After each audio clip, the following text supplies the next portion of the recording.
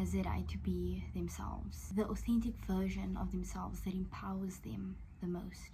However, just because I believe that statement to be true, there are bullies out in the world that will try their hardest to make you fit into this arbitrary box just so that they can be comfortable. It doesn't mean that your authenticity, your art, what you value, and your activism is invaluable.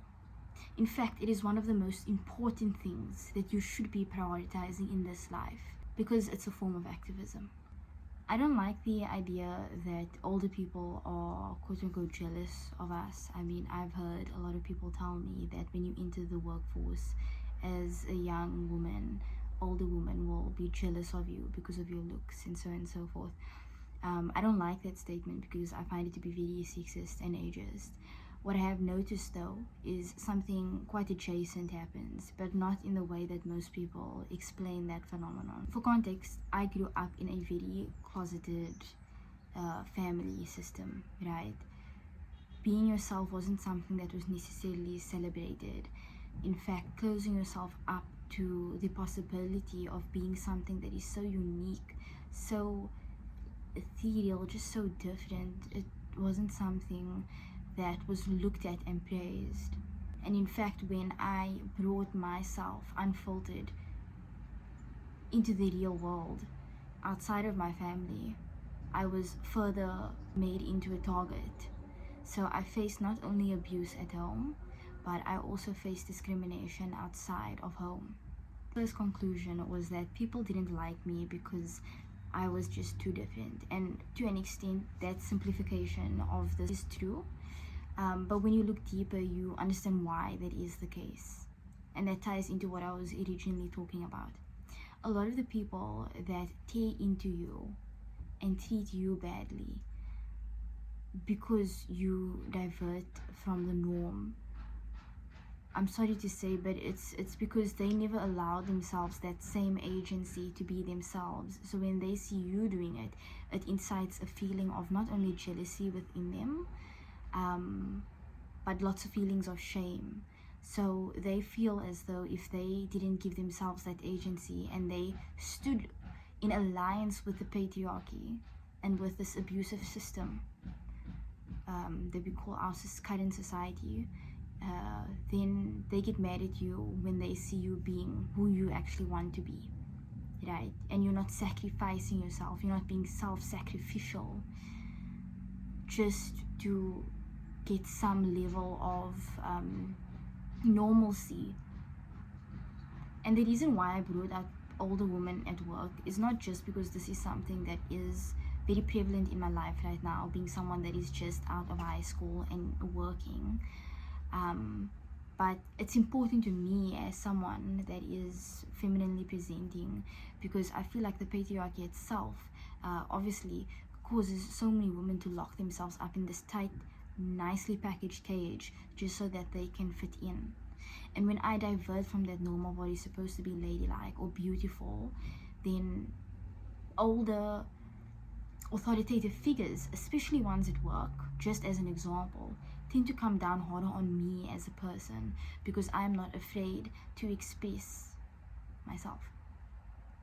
Yeah, it sounds cliche when I say that you should just be yourself and you should enjoy the things that you enjoy when it comes to art and so forth, right? It is cliche, but it's cliche because it's true.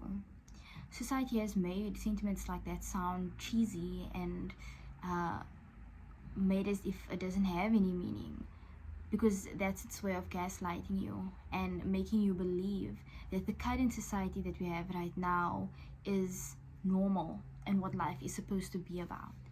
Life is supposed to be about changing yourself for others. It's to make you think that your looks are more important than your internal values and your art. But it couldn't be further from the truth. And this is why I think this video is so important, because like I hope it reaches the right people, just to give you a solid reminder that you should never stop being authentic. You should never shape and mold your art just so it gets more views or just so that it reaches a broader audience, because at the end of the day it's not about that. You can create change within communities no matter how big and small, and the fact is that when you or your most rawest self, you are still changing somebody's life. You are still influencing and helping somebody else, even if just one person, but you still did that. So the question then is, where do we go forward from here? How do we unlock that version of ourselves that so desperately wants to reach out for the stars and do things, really just do anything that aligns with who you are? So obviously, as an artist, I explored themes that other people were uncomfortable with, like the idea of a woman being ugly but being okay with it and actually making it a symbol of power to not fit in with the patriarchy. This is me using this segment of the video as an excuse to show you guys my art. So here's this painting.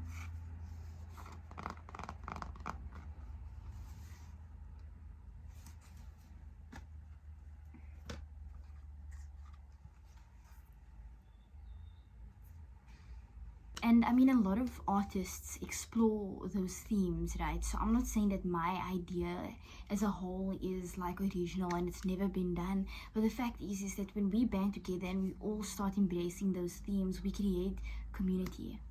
And that's what a lot of us need to feel at home.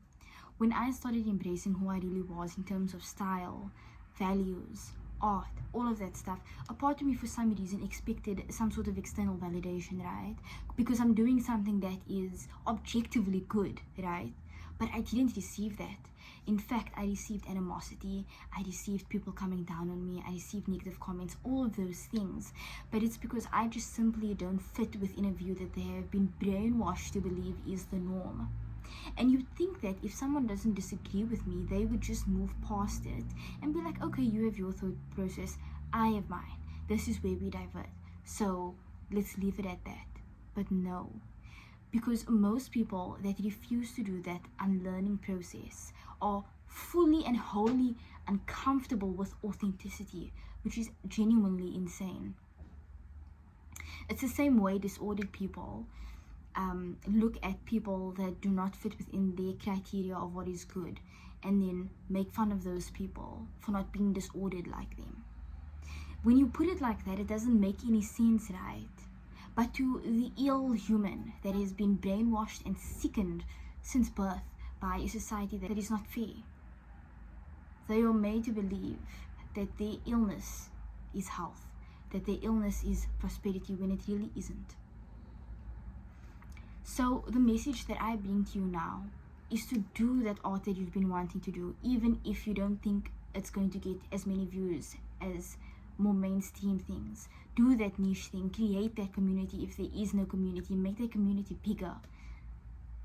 Be yourself, take up space. So yeah, if you are interested in any of my art that explores themes like that, this is a piece that I'm working on. You can see it's kind of like peacock themed, and just to give a little spoiler, it has to do with audacity and giving yourself authority no matter what you look like, no matter if you fit the beauty standards or not. Follow me, everything will be linked down below if you'd like to support me. Hopefully I'll have a Patreon up soon. But yeah, thank you so much for watching.